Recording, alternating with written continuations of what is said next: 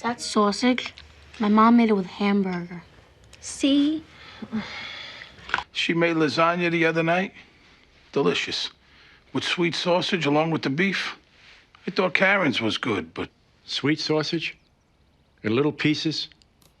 And a layer of basil leaves right underneath the cheese? That's right. That's Carmela's lasagna.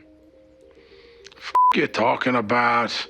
Hey, what's up guys? Welcome back to Binging with Babish, where this week we're finally taking a look at some of Carm's specialties from The Sopranos, the secret ingredient of which seems to be a layer of basil underneath the cheese. Curious to see how that works out. Today we're making both ziti and lasagna, so we need to make a lot of sauce. I got this recipe directly from the Entertaining with The Sopranos cookbook, so it's pretty standard stuff. We need 1 large chopped onion, 6 cloves of crushed garlic, and a pound each ground beef, and sweet Italian sausage casings removed, and of course a bunch of tomatoes. And since I need a lot of sauce, I'm quadrupling all this stuff. Gonna have to lose the usual Dutch oven here because it's time to break out the big boy, into which we are going to deposit a few healthy glugs of extra virgin olive oil, bring that to a shimmer over medium heat, add our onion, sweat that guy out till he's soft and translucent, and then add our crushed garlic, sauteing for an additional minute until fragrant. The recipe specifies adding the sausage and beef at this point with the onions, but that just doesn't make any sense to me, so I'm setting the onions and garlic aside and browning up our sausage and beef in batches until it's nice and crumbly and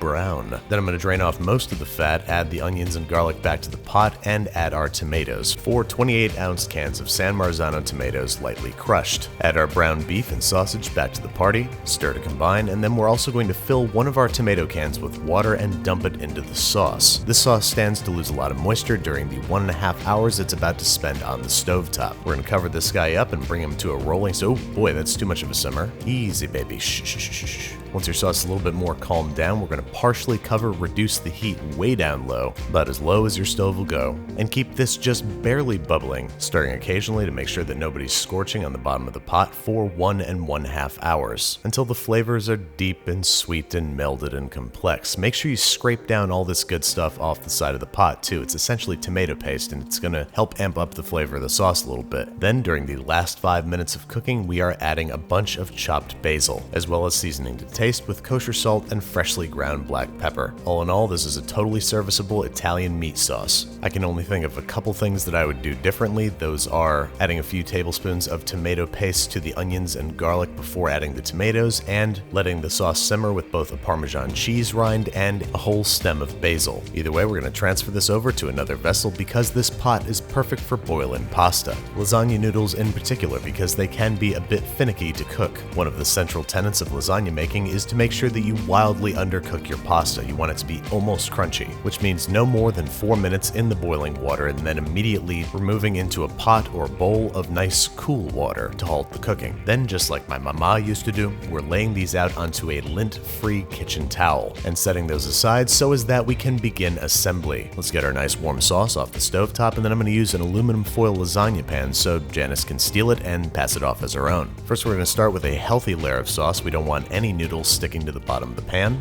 and then it's time to start shingling in our pasta. Depending on the size of your pasta and the size of your pan, some surgery may be required to fill in all the gaps, but no matter, just try to flip the pattern every layer to maintain the lasagna's structural integrity. Next up, the recipe calls for a generous spread of ricotta, a lasagna ingredient to which I am personally opposed, but who am I to eschew tradition, followed by a healthy grating, maybe half an ounce of Parmesan cheese, and then here we go with the layer of basil leaves. I'm very curious to see how this is going to work out, because not only does it seem like a lot of basil, I also see it causing cutting issues down the line. Carm then tops this up with a layer of thinly sliced fresh mozzarella cheese. Again, something I can't totally recommend because there's a lot of moisture in this and it might give us a soupy lasagna. Top that with another layer of sauce, and then it's time to rinse and repeat until we can't rinse and repeat no more. All told, I got 3 full layers, which seems respectable, and then on the final layer, we're just going to hit it with a generous coating of tomato sauce and a generous grating of Parmesan cheese. This is something I never really understood about old school lasagna recipes, which never seem to include mozzarella on top, which I think makes the lasagna easier to cut down the line. I'm also just going to hit this with a little bit of salt and freshly ground pepper. I don't think this is totally necessary, but I'm going to go ahead and pretend that it's traditional. Then we're going to cover this guy tightly with aluminum foil and place in a 350-degree Fahrenheit oven for 30 minutes. This is going to give the lasagna noodles time to finish cooking and get everybody melty and happy.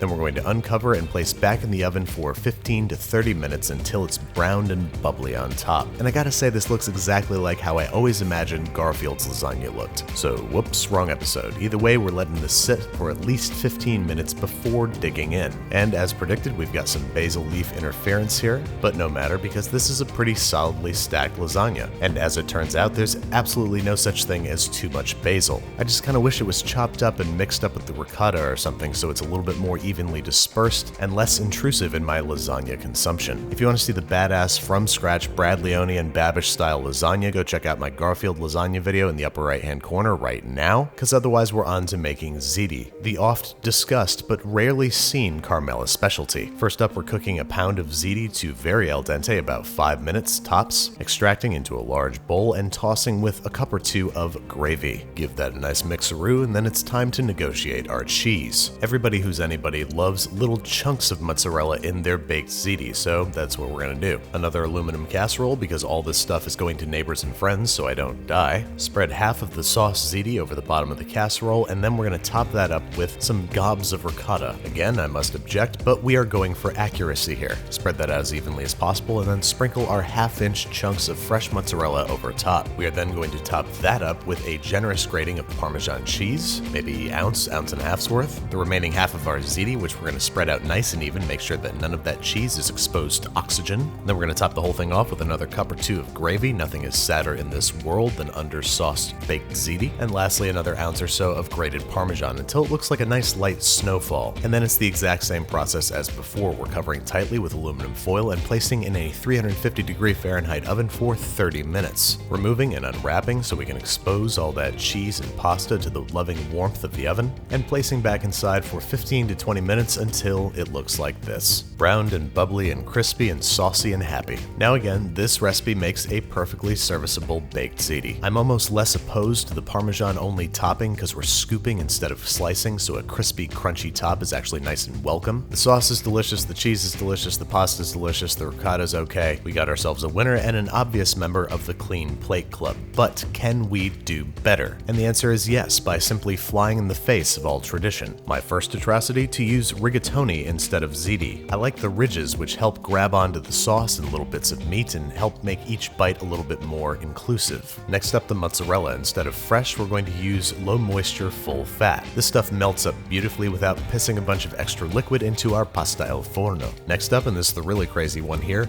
16 ounces of cottage cheese. Cottage cheese gets super creamy instead of grainy when baked up, so it's going to be really nice. To that, we're going to add 2 whole eggs and about 2 ounces of grated Parmesan cheese. I'm also going to add some optional freshly grated nutmeg. This is going to add some really beautiful, nutty, old school Italian flavor. Give that a cursory mix together, and then comes the basil, chopped up into little bite-sized pieces to maximize both flavor and mouth convenience. Add that to our cheese mixer, give it a good normal-sized whiskin, and then the final and I think most awesome element, a bechamel, which I think you could add to any one of the recipes today because it's going to make our end product super creamy and rich. Into a medium saucepan goes 3 tablespoons of butter melted, followed by 3 tablespoons of flour whisked together and cooked for 1 minute before slowly streaming in 2 cups of milk, whisking constantly and cooking for an additional 1 to 2 minutes until a thick, creamy bechamel forms. And then it's time to bring it all together. Into the pasta goes a couple cups of gravy, our beautiful bechamel sauce, and our cottage cheese, egg, Parmesan, and basil mixture. Give that a nice little mix until everybody's homogeneous and a little bit cooled off so we can add 8 ounces of cubed, low moisture mozzarella. Just give that a little mix until everybody's evenly dispersed throughout, and then evacuate into our aluminum pan thing. I've run out of things to call it. Make sure everybody's spread out evenly and top with 1 to 2 cups of extra gravy. And then I'm going to top that with half a pound of shredded mozzarella, which will hopefully melt into one nice even layer, and then I'm going to top that with another ounce of grated Parmesan. Did somebody just say that's too much cheese? I'm going to go ahead and ask you to leave. Same exact procedure as before. Cover, 350, oven, 30 minutes, take out, unwrap, put back in oven, 15 to 20 minutes. Lightly browned, bubbly around the edges. And if you ask me, looking absolutely perfect. But you don't judge a ziti by its topmost layer, or a rigatoni in this case. Either way, this is the best pasta al forno that I've ever had in my 32 years. The pasta is perfectly cooked with an almost vodka sauce-like creaminess to it. The flavors are complex and layered. It's a good thing Carmela didn't make this ziti because otherwise Father Phil might have been a lot harder to get rid of. Next up, some of Artie Bucco's recipes from Vesuvio.